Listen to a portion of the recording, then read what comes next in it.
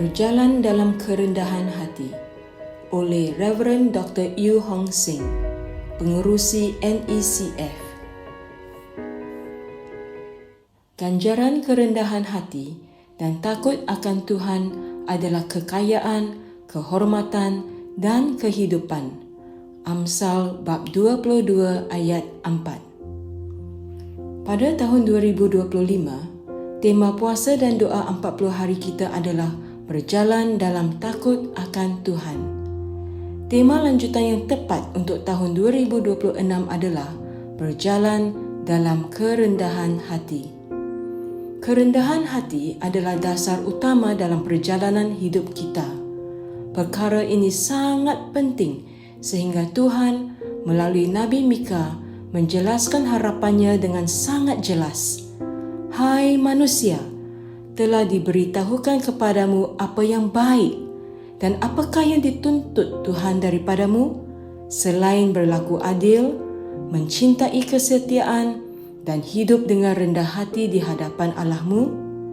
Mika bab 6 ayat 8. Penghakiman yang dijatuhkan terhadap orang-orang yang sombong pada hari Tuhan menjadi peringatan yang serius untuk segera memupuk kerendahan hati dan kebergantungan sepenuhnya kepada Tuhan. Maliaki 4 ayat 1 memperingatkan kita bahawa sesungguhnya hari itu datang, menyala seperti perapian, maka semua orang gegabah dan setiap orang yang berbuat fasik menjadi seperti jerami dan akan terbakar oleh hari yang datang itu. Firman Tuhan semesta alam. Alkitab secara konsisten menekankan bahawa keangkuhan tidak pernah diberi ganjaran. Alkitab berulang kali mengajarkan bahawa kesombongan mendahului kejatuhan dan bahawa Tuhan sendiri menentang dan merendahkan orang yang sombong.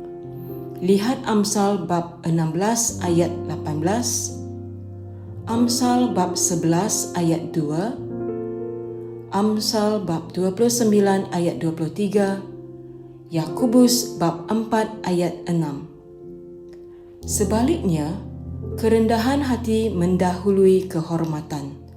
Lihat Amsal bab 18 ayat 12. Penyerahan diri yang sejati kepada Tuhan tidak mungkin tanpa kerendahan hati, dan Dia meninggikan mereka yang berjalan dengan rendah hati. Kitab suci berulang kali memperlihatkan berkat dan kemuliaan yang mengalir dari sikap rendah hati. Sebab Tuhan berkenan kepada umat-Nya, Ia memahkotai orang-orang yang rendah hati dengan keselamatan. Mazmur 149 ayat 4. Demikian jugalah kamu, hai orang-orang muda, tunduklah kepada orang-orang yang tua, dan kamu semua rendahkanlah dirimu seorang terhadap yang lain, sebab Allah menentang orang yang congkak, tetapi mengasihani orang yang rendah hati. 1 Petrus bab 5 ayat 5. Rendahkanlah dirimu di hadapan Tuhan, dan Ia akan meninggikan kamu. Yakobus bab 4 ayat 10. Kurangnya kerendahan hati kita seringkali terserlah dalam cara-cara yang halus tetapi jelas. Salah satu penyataan tersebut dapat dilihat semasa peralihan kepimpinan. Apabila gereja atau pelayanan dengan cepat diganti namanya untuk mencerminkan identiti pemimpin baru. Namun, ini bukanlah respons Ishak. Dalam Kejadian bab 26 ayat 18, kita membaca, kemudian Ishak menggali kembali sumur-sumur yang digali dalam zaman Abraham, ayahnya, dan yang telah ditutup oleh orang Filistin sesudah Abraham mati. Disebutkannya nama sumur-sumur itu menurut nama-nama yang telah diberikan oleh ayahnya.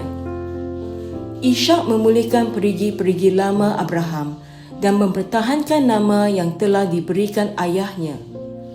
Dia tidak menukar nama mereka mahupun menjenamakan semula mereka. Dia memilih kehormatan daripada promosi diri dan pengiktirafan peribadi.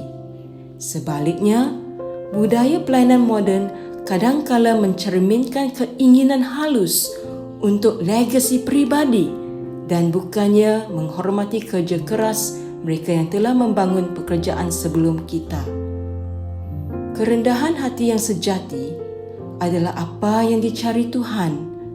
Kita diperingatkan tentang kerendahan hati palsu dalam Kolose bab 2 ayat 18 yang mengatakan, "Janganlah kamu biarkan kemenanganmu digagalkan oleh orang yang pura-pura merendahkan diri." Apa yang menjadi keangkuhan merosakkan adalah kerana ia menolak pembetulan. Wang dapat menggoda, kemarahan dapat meledak dan keinginan dapat memudar. Tetapi keangkuhan akan terus menembus ke dalam.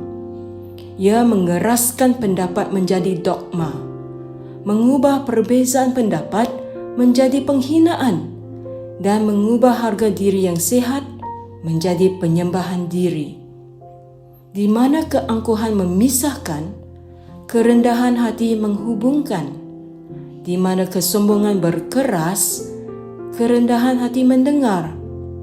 Di mana keangkuhan membutakan, kerendahan hati membiarkan cahaya masuk. Jika wang dituduh merosakkan apa yang kita hargai, keangkuhan merosakkan cara kita melihat kebenaran, diri kita sendiri dan orang lain. Cinta akan wang memang merupakan akar segala kejahatan. Mungkin teman akrabnya adalah keangkuhan. Keangkuhan muncul dalam pelbagai bentuk, termasuk kesombongan, kebanggaan, degil, keyakinan yang berlebihan, membangga diri, bersikap merendah-rendahkan orang lain dan mempromosikan diri sendiri. Kerendahan hati palsu adalah penampilan yang menipu, kelihatan sederhana sambil menutupi kesombongan. Ia sering didorong oleh keinginan akan mendapat kelulusan dan pengiktirafan. Walau bagaimanapun, kerendahan hati yang sejati ditandai dengan kebergantungan kepada Tuhan dan sikap berhati hamba terhadap orang lain. Kerendahan hati palsu berpusat pada diri sendiri dan mementingkan diri sendiri. Kerendahan hati sejati mencari kemuliaan Tuhan dan kebaikan orang lain. Sebagai orang percaya, kita dipanggil untuk menolak kemunafikan dan hidup dalam kerendahan hati yang tulus.